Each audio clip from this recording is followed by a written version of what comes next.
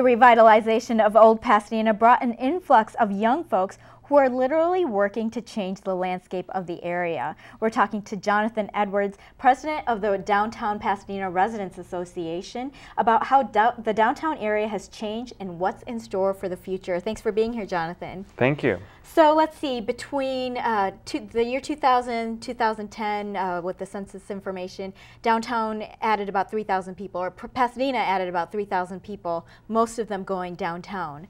What is it about the downtown that just attracts people, especially young people? Well, I think people of all ages are really attracted to downtown Pasadena for the walkability, because the density and the conveniences that are available in downtown Pasadena mean that we can live there, we can walk to grocery stores, the post office, theater, entertainment, you know, the great shops in Old Pasadena and some of the cool things in the Playhouse District and South Lake Avenue. Downtown Pasadena it's sort of an urban environment with all the conveniences that you know, people expect in their lives. Yeah, I mean, it just has a mix of everything. You know, some places might just have great restaurants, some places might have great shops, but this has all of it. Absolutely. But, you know, I know for a while, you know, when the economy was booming, all of these developments went up and, you know, they were looking for people to come in, but a lot of the developments at one point were kind of sitting empty. Do you know anything about the vacancy rates? How are they doing? I think there are some of the condominium projects on the very upper end may still have some vacancies, but by and large, I think downtown Pasadena is really doing well. Okay. Now, you know, some people say, you know, Pasadena is, you know, obviously the Rose Bowl. You know, we're known for that and the traditions that brings, and it's just a city with a rich history. Some people are saying, you know, with this influx of younger folks and especially people who are living in apartments and condos where it's more temporary living potentially, that, you know, they're changing the kind of the history of what makes Pasadena Pasadena. What do you say to that?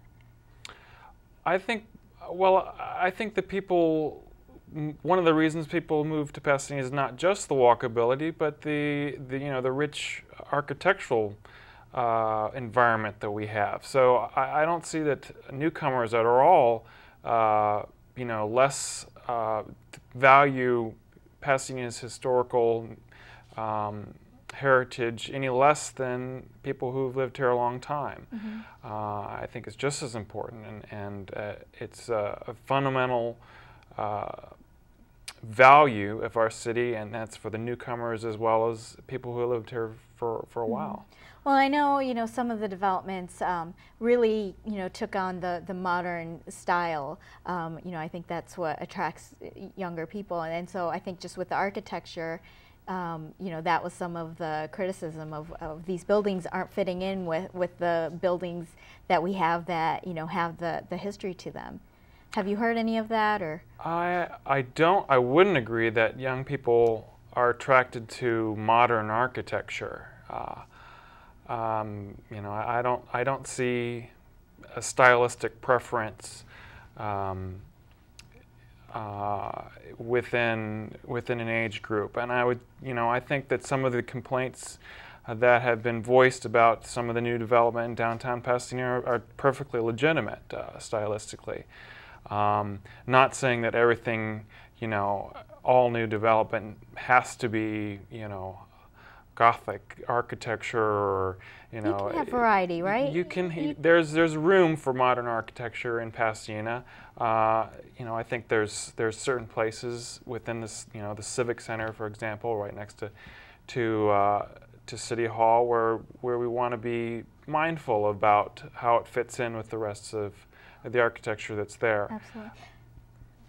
Let me ask you, I know that you were working, so right now there are 6 council members, I believe, and who... There are 7. 7, sorry, who all have a piece of the downtown area in their district. There's 7 total. There's 4 of those 7 have a piece of downtown Pasadena. Okay. And now are you working towards trying to create one representative for the downtown area alone?